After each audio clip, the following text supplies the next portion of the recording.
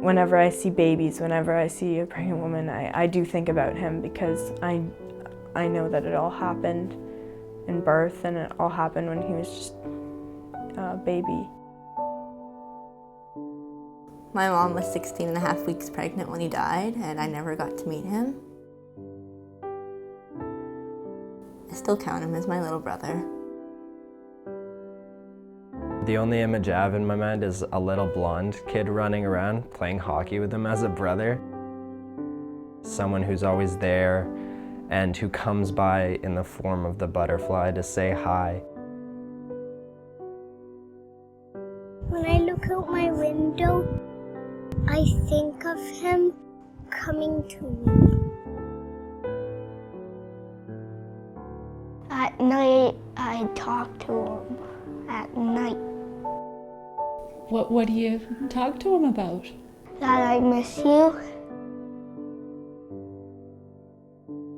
Sometimes I feel like when we all pass away, we'll all go up and share a little house up there with him and stuff. And I don't know, but I think about him a lot.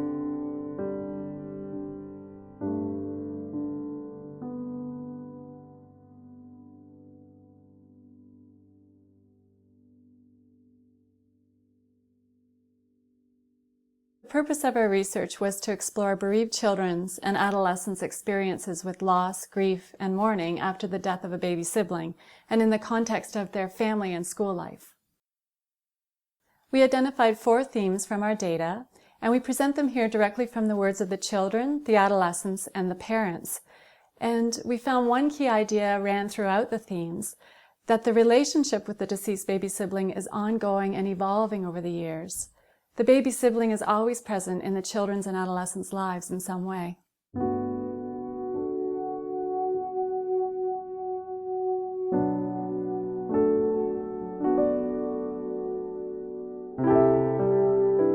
While the children and adolescents have unique individual relationships with their deceased baby sibling, they are sensitive and connected to their parents' experiences of loss, grief, and sadness, especially their mothers.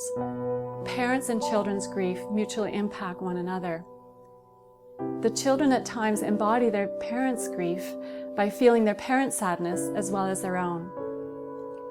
Parents model how to grieve and mourn by talking about their feelings, reading books about death and grief to their children, organizing rituals, and introducing symbols to connect with their deceased baby sibling, while being aware to not make their grief their child's grief.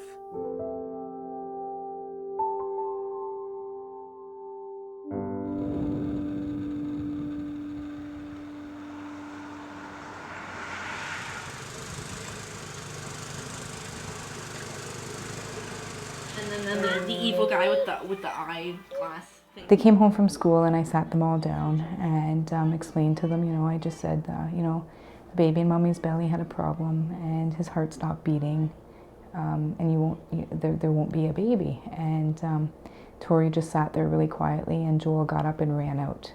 And nobody knew where he went until my neighbor came over and said, Joel's at the side of the house crying, and he said that the baby's died. And I went, yeah. So she didn't know what to say, so she just, she sent her son over to talk to him and see if he could get something out of him, but he's always been that quiet, shy. Thank you. Tori, I don't think it hit her until we had a service for him, and at that point she kind of broke down, but didn't want anybody to see her cry, so she went into the bedroom and just kind of stayed there. I think she's scared to show me that she's sad. Like, it's not nice because no parent should have to watch their child hurt, and that was probably the hardest part, is to see them crying, because there was nothing I could do to make the pain go away. And yeah, it's not nice.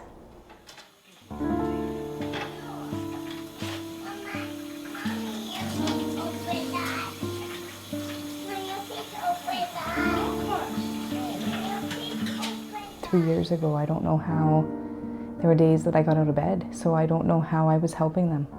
I don't know if I did. I might not have. If anything, maybe they were glad to be going to school to get away from me.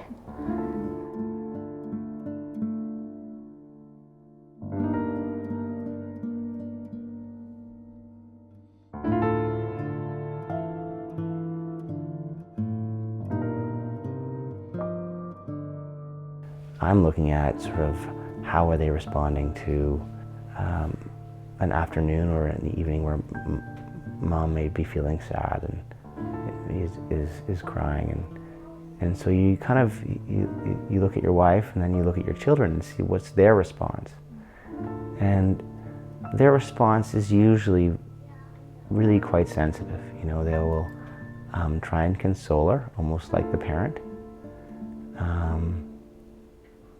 And then the event passes and they kind of get on to exactly what they were doing before. So, you know, it's amazing to see how resilient they are, because you sort of think, gosh, is this going to leave scars on them?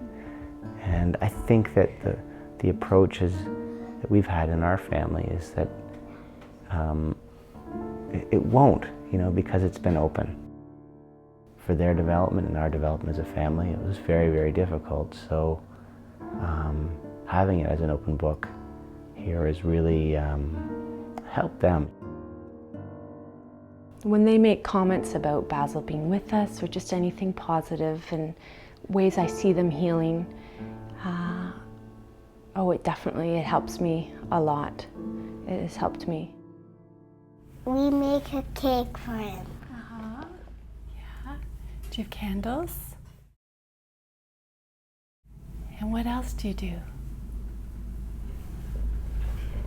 We celebrate him.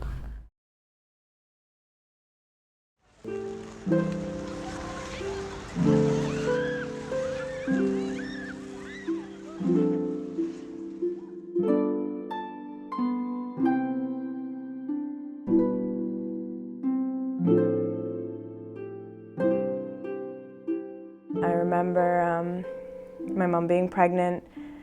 I remember I practicing being an older sister, because it was my first experience being a older sibling. So I had a doll that I'd always push in the swing to practice being a sibling, and also, you know, talking to her. But I don't remember much. I remember kind of starting to grasp the concept of life and the recreation of life and birth and what that was, and being explained by all these different people, like, you're having a little baby sibling, and, you know, this is great, and what's going on, and then very suddenly having to learn as well what death is and how death works.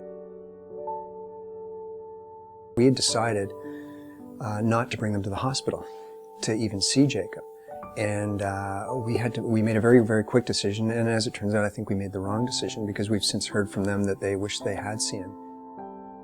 When I think of Jacob, I actually have his face in my mind's eye, and I held him, and I can still to this day feel him, his presence, physically.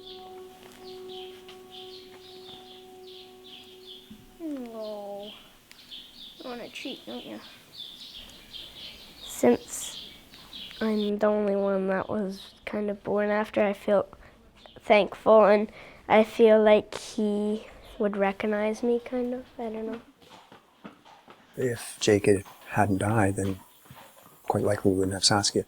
I think she senses this too. She's mentioned it. She said, you know, she's here because Jacob isn't, type of thing. And spiritually, I like to think that there's something of him in her. And so I hate to use that term, replacement child, but there is some significance in it for me, and for her, yeah, I think there's something there too.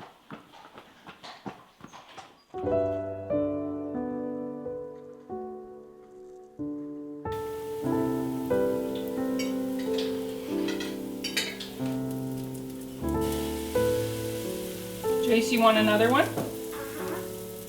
The night that Jackson stopped breathing, Jaron was right there, and he had to take on a lot of responsibility that night, and I think he felt, I don't know, sometimes I wonder if he feels partly responsible, or that he could have done more. And so he really went into his shell and was very quiet. people were always asking just like, how did he die and what happened and everything, and I just kind of ignored it because it was, yeah, I don't really go around the topic of that much. There's your blueberry pancake.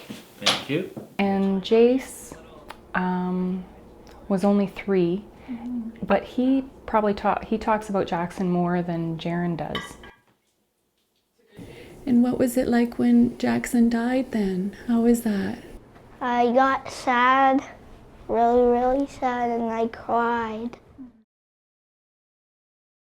It's easier for me to talk to Jace because he has been so open about it, and I struggle a little bit more to talk with Jaren. And Jaren and he probably talks to his dad more than he does to me, and yeah, it bothers me. I think that I just don't think I was there as much for them as I may have been if this hadn't happened. The bereaved children and adolescents connect with their deceased baby sibling in unique and individual ways through ritual, signs, symbols, and tangible objects such as stars, hearts, and butterflies. They integrate their baby sibling into their lives through their art, poetry, dance, music, and journaling.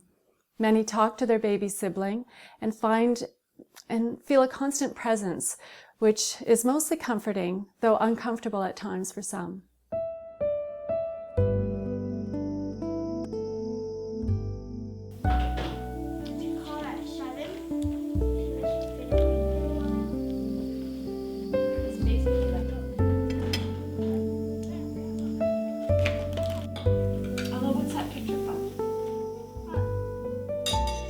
Is there anything special that you have that you think about when you think of Basil? A jewel. And what's he doing in the pictures? Doing things he likes doing. What does he like to do? Going places. Where does he go? Where we go.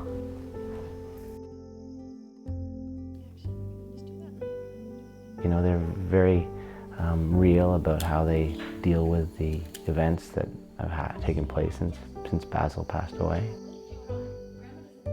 What they've done is they've really taken it on in a very mature way, you know, more than you would imagine that young people would be able to take this on, you know, and almost, you know, sometimes I feel they're handling it better than I am, you know, because they have this sort of very raw ability to sort of separate the wheat from the shaft, I think.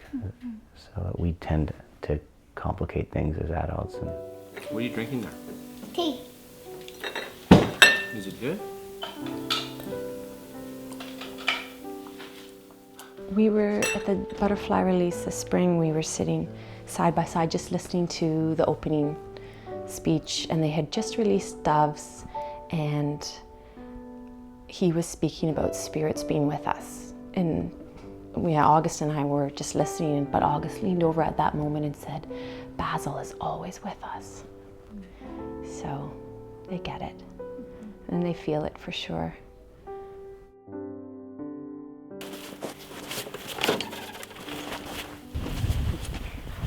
Okay, Jace, come on over. Careful. So where do you think that Jackson is now then? Up in the sky and underground.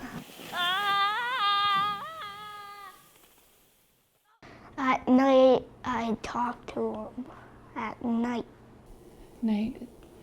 And what's it like to be able to talk to him? Happy. Makes you happy? What do you talk to him about? That I miss you. Jace has had a couple of times just in the last couple of months where he's started crying out of the blue. He says, I just miss my baby brother. This is a picture I did for my dad on his 50th birthday, and it was just supposed to be all our family. I've got my brother's boxes are showing. But I used to, when I drew the family, I would draw them in age order, you know, and I'd have him as whatever height, you know, he would be, or whatever age he would be. But this was only, I think, like 2 years ago or something, and this is when I started drawing him more often as a butterfly.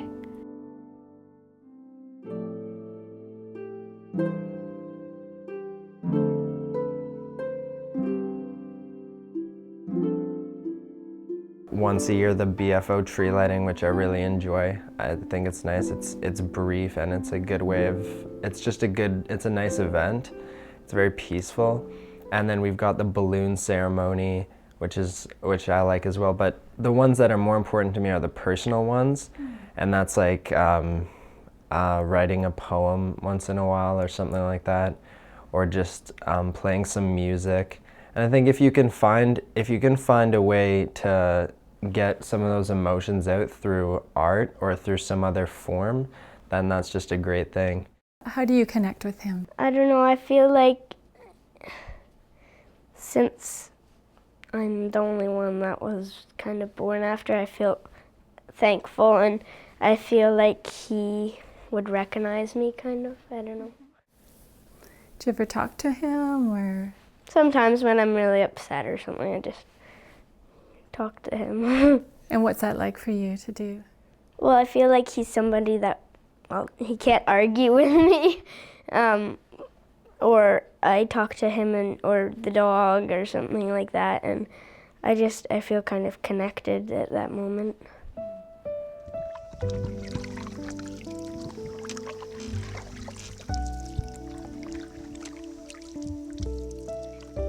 This summer I was canoeing with a friend, and we went out into an open stretch of water, and there's a wind blowing back inshore, so we paddled way out, and then we laid down in the canoe and just floated back, and it was just an excellent moment. And right in that moment, just a monarch butterfly flies by, and it's really special to have those moments. You don't have to say anything to anyone, but just like you have that understanding of your own, that you know what's happening, you know he's dropping by to say hi, and in your mind you give a little hello back. I often feel that there's some sort of connection between the monarch butterfly and him, and not that it's some sort of sign or anything, but just he's always there in small places or in, very direct things like loss and death. But he's a part of this family, and he's always going to be there and around, and he's always there in whatever way.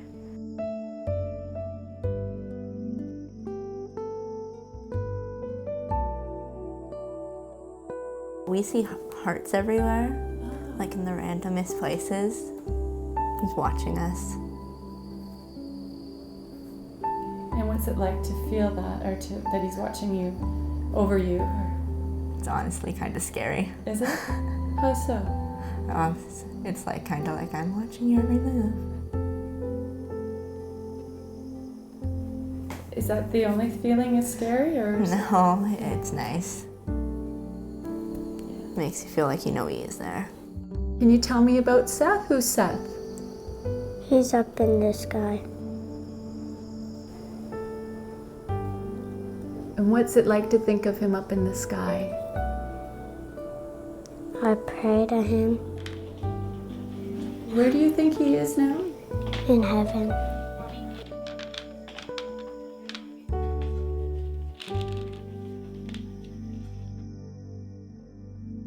The children and adolescents notice that death is not talked about openly, that their grief is often minimized, or people don't want to hear about their deceased baby sibling.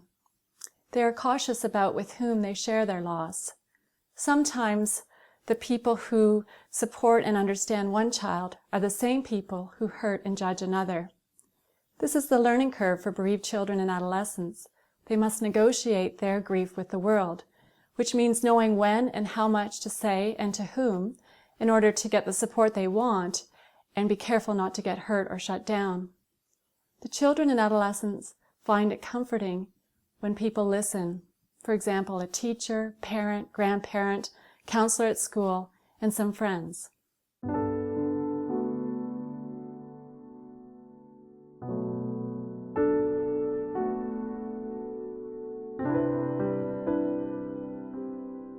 People, sometimes it's hard for them to understand that it's a loss, and they think, we never knew him, so like, how can that be hard? You never had to meet him, so how are you grieving for him? And so that's hard when people don't understand, and a lot of people will never understand, and I'm not mad at them for that, but it's hard when people don't acknowledge it as a loss. They just don't know what to ask, and they don't know what's okay to ask, and I think people, it's just easier for them, even if they have a curiosity about it, to sort of avoid it altogether.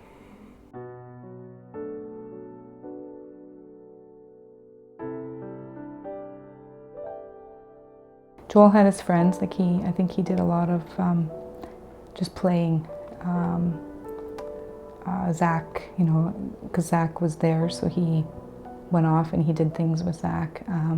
Tori, I think time helped her more than anything. She went and she saw a therapist for a couple of days, like in the school, or a couple of weeks, I should say, where Joel would come and pull her out of class to go and talk to her. And I think she helped a lot with learning that it was okay to cry, and talk about him, because I think because she didn't want to upset me more.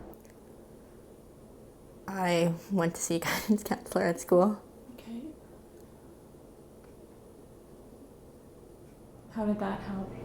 It just gave me someone to talk to about how I was feeling. How about your teachers? Did they know? Yeah, my teacher knew. And how was your teacher with? She kind of helped by, like, if I wouldn't finish something, she'd be like, that's fine, you couldn't do it for homework. I want it back in 2 days. She didn't put much pressure on me. How was that for you then, to have a teacher? It was a lot nicer.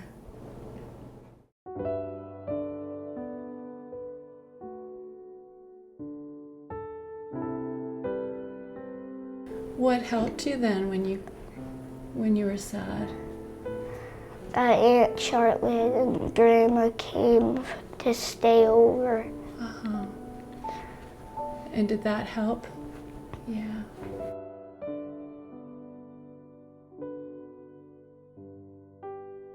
My grandma and my aunt came over to stay here while my mom and dad were at the hospital. And how was that for you then? It was good that they came over and helped. Yeah, that your parents or guidance counselors or anyone can help you. That will listen to you, yeah. A lot of people, after it happens, they're not sure what to say to you and they're not sure how to respond, and I think they just need to know that it's so important to communicate and keep those lines open.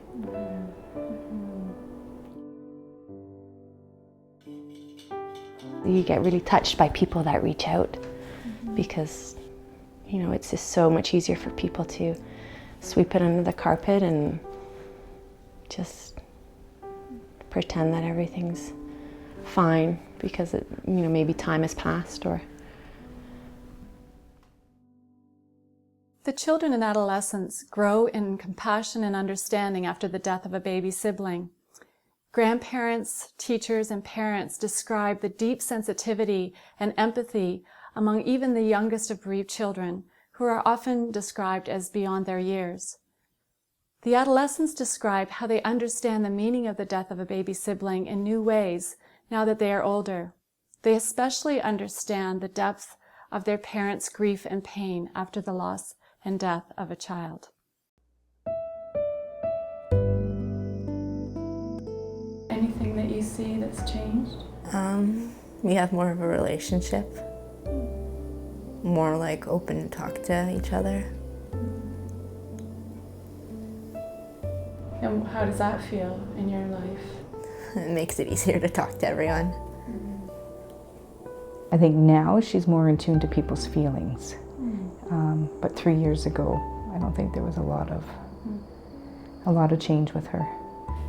When you say she's more in tune with people's feelings, do you feel that's because of the loss of her brother? I think so, yeah, I really do. I think that it's shown her that bad things happen to good people.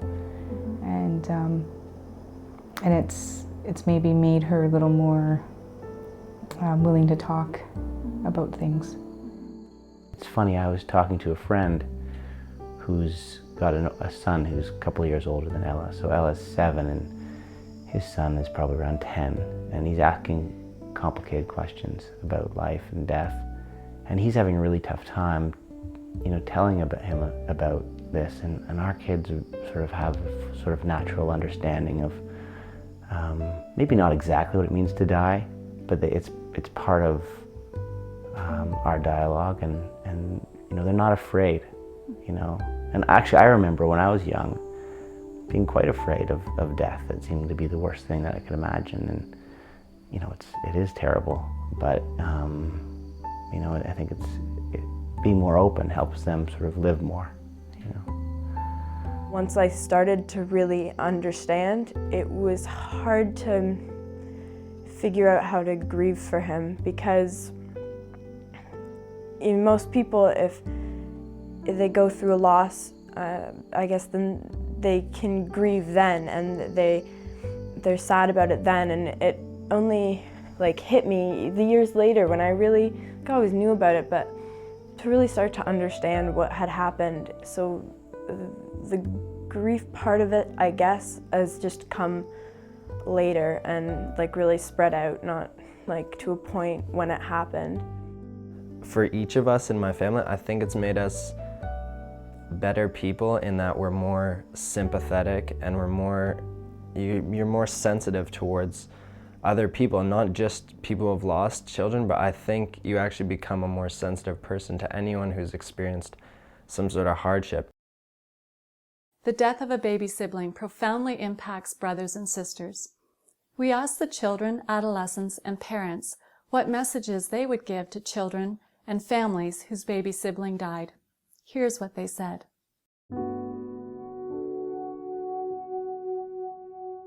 Make sure that you're doing what's needed for you, and you don't have to always be thinking about other people and thinking about, well, maybe right now isn't the right time to cry, or maybe right now isn't the right time to be sad. But if you need to be sad, if you need to be happy, whatever you're feeling, it's important to feel those things, because it makes what happened real. One of the biggest things for me was, okay, I've got to take this and teach the kids. They've got to come away with this, and they have walked away with more positive, way more. How they've grown, their strength and their compassion and their beauty as kids, and we talk about that, gifts from Basil, all the time. It's okay to cry sometimes. Yeah. He took mine. And there's lots of people to talk to, willing to talk to you and would understand what you're going through. I think just continually talking about it is so important. Yeah. I wish I would have involved my older one I wish I would have got him some counseling earlier. I think that's something that I would suggest to parents, is to explore that option, because I think I was so busy dealing with myself that I didn't necessarily recognize the struggles he was having. I think it's very important to acknowledge the loss of a baby, and it's something that isn't often done, but going forward, if it is more, I think that's great. We were just actually in New York at the 9/11 memorial, and they had all the names, and there was one where it said Margaret something and her unborn child, and I thought, it's amazing that they're acknowledging that life, and I think that's so important, that just because the person didn't leave a physical mark on the world, they didn't come and do things and leave memories in people's minds. They still were there.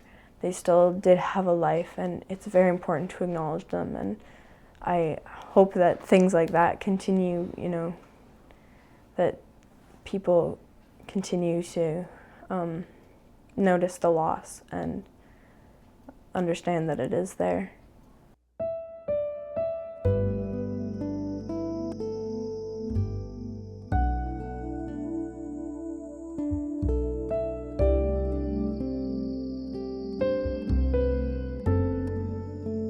Baby boy rubs my shoulders and coaxes me as I sit plaintively confused, with no answers to the big why question, only ifs and guesses.